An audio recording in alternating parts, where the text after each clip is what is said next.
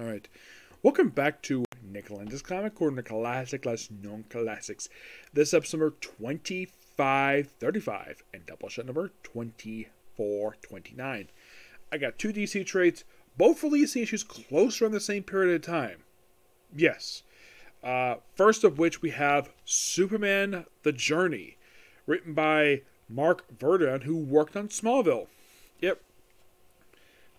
You have Ed Baines, Thomas Durwick, Joe Brito, Ivor Reyes, and Elton Ramhold on the artwork for one of the stories. Another story, The Bizarre Has Doom Race, is done by Gail Simone and John Byrne. Awesome. Now, this book collects, for the Superman books, we have Action Comics 831 and Superman 2, Volume 2, issues 217 and 221 to 225. Now, if you're really curious, though, where in the world is 218 and 220, you might ask?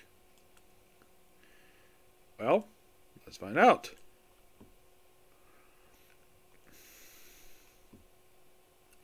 Oh, by the way, 226 is collected in the Infinite Crisis tie-in book. Yeah, there's a Crisis. There's a trade for Infinite Crisis for Superman books, which collects the final issues for the canon for Action Comics, Avengers Superman, and Superman Volume 2.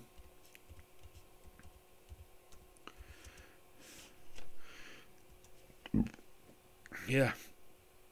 Before the Volume 2 was canceled, and Avengers Superman was retitled to just simply Superman.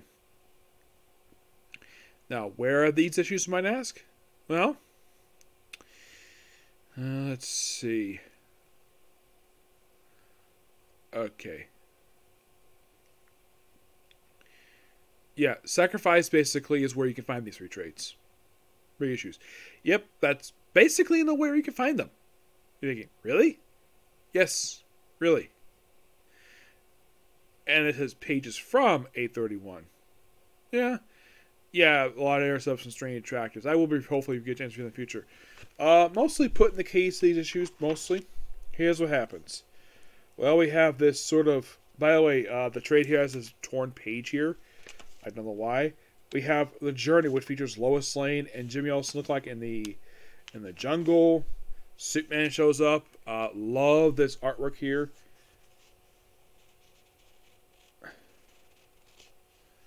Yeah, so then they would apparently this weird temple. It's got Superman's S on it, which is quite interesting. Then of course, then we have where Superman, Lois, and Jimmy are. Of course, Superman takes both into to the Fortress of Solitude, where it's like, oh, Lois is getting out of her nice clothes, and like, ooh, smooch. Well, that too, but I know. Well, they fly up in the air, and then next page it's revealed, oh, Superman and Lois just had sex. And Jimmy's like, hey, where's everybody? He's like, Jimmy, whoosh. Yes. And yes, Lois Lane is butt naked in his bed. He's like, Jimmy, what's wrong? Oh yeah, we got this water project at this dam. And then all of a sudden the Olmec robots attack. Yes. Basically, this issue leads into the Superman issues collecting the Superman Sacrifice trade. Yeah, fighting them here. And then we have a story featuring, while he's fighting the Olmecs. Then Bizarro shows up. Yes, Bizarro. He's here for reasons, per se. Yes. And then we have this brief panel, I think it's from 831, where you have him racing, Reverse Flash. Yeah, and mostly put a lot of these issues is mostly put him. You have Superman deal with the Olmecs, the Weather Wizard. Always nice to see the Flash Rogues. And yeah, I love this. The storyline just really, really good. Also, later on, they go back to this whole island pyramid, which is supposed to relate to Kryptonian stuff. And then Supergirl shows up in her. Oh, yes. In case you're curious, though, this is her pre-Flashpoint attire. Now, I believe she had just shown up in DC Comics just prior to this because, basically, like the previous year, she only been back in comics. This is Kara Zor-El, Superman's cousin, who's been back in comics at this point in time for about a year. And this is just, I believe, around the same time that her first arc was basically going on.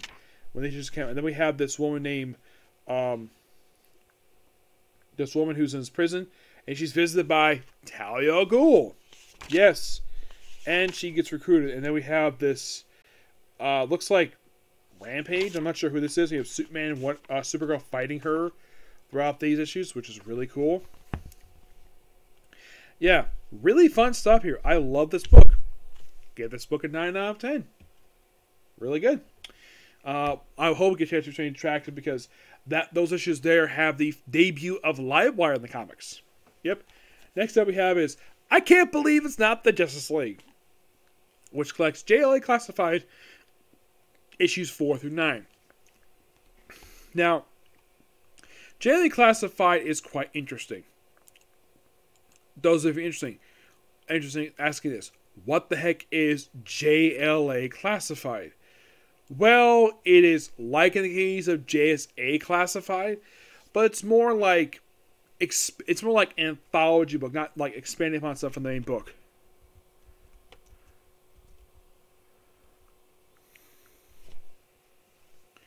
Yeah, JLA Classified was a pretty long-running book. It lasted for 54 issues, and this contains 4 through 9.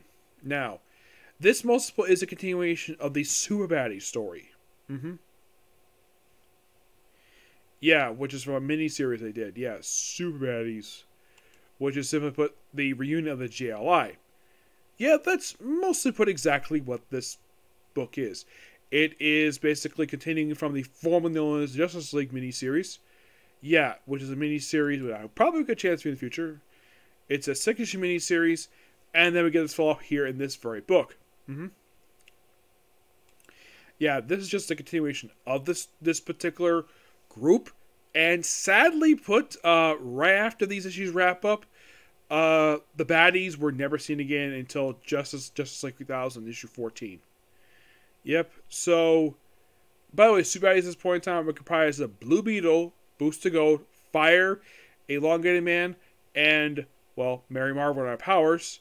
We also have Max Lord, Sue Dibney, and Elron. Yeah, and Guy Gardner's book. And he also has someone named Blackguard.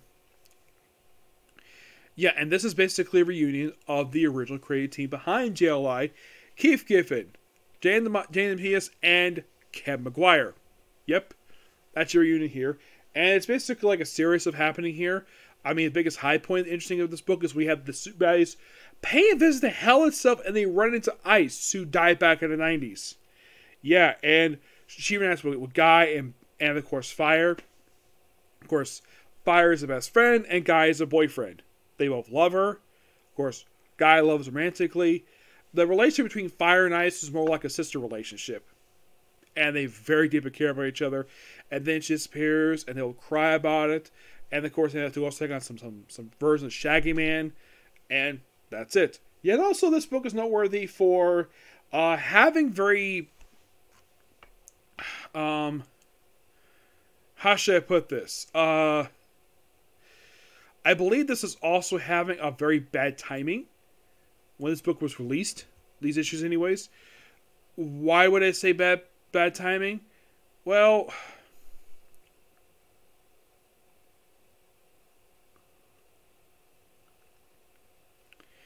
because around the same time the issues were coming out, that's when Infinite Crisis happened.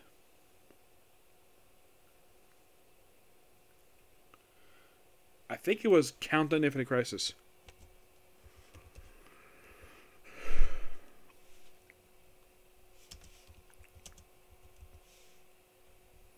Because I think that came out, that one shot came out while, let's see, May, so actually it came out in March. So, and the first issue came out for this came out sadly in February. But yeah, basically after the first issue came out, in the other books, Blue Beetle just died. Yeah, he got killed, Max Lord. Now, I had spoken to Ken McGuire about that scene that happened in one shot. Ken McGuire was not happy with that at all. He was not pleased. He felt as though that did not represent his character very much at all. Now, I'm sure Keith Giffen himself probably wasn't happy about it. And it's kind of weird when people read this at the period of time that the issue is coming out, and that's when Count Infinite Crisis happened. Yes. But this book is a lot of fun. Love it. Give this book roughly a 10 out of 10. It's really good. It feels like basic continuation of JLI. It's kind of interesting they did this. They did this follow-up from the miniseries in the JLA Classified book. Of course, JLA Classified itself would last for about 45 more issues before getting canceled, issue number 54. Yep. Oh, by the way, the line for this book, yeah, they're joined by Booster Gold and Guy Gardner. Guy Gardner does join the end of issue 1, but it's a quick 6-issue story arc. Oh, and if you're really curious, though, what was the opening 3 issues of this book? Well,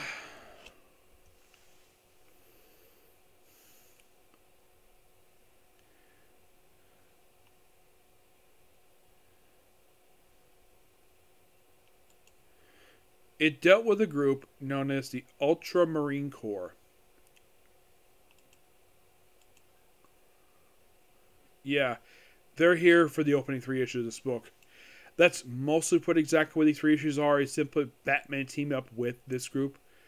Yes, so that's why they're here.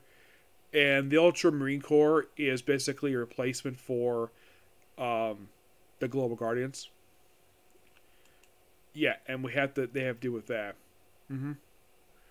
So it's like, okay, let's say military version of what happened with the Global Guardians, and right afterwards we do a storyline featuring Batman. Oh, and to answer the media question, is there any more issues of this series in trade?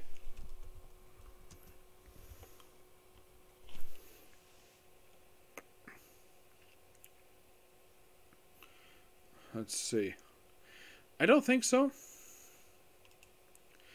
Yeah, I think in the case of JLA Classified, I don't think there is that many more titles. Well, actually, JLA Classified first reissues were collected in the deluxe edition of JLA Volume 4. But in the case of this book altogether, not many of the JLA Classified issues are in back in trade. Yeah, sadly put, not many. And as far as I can tell, the rest of the book is not in trade. No, it is not. Sadly. Is the book terrible? No. No, it is not. It's not a terrible book per se. It's just that, well, I don't think readers trust this book very much after the issues that came with Blue Beetle, where he is featured book, despite the fact at the time he had just been killed off. Sad to say, anyways. Yep. But yeah, I'm gonna wrap it up here. So tomorrow, expect reviews for Case Closed and Rise of Hero. Okay, next video. Bye.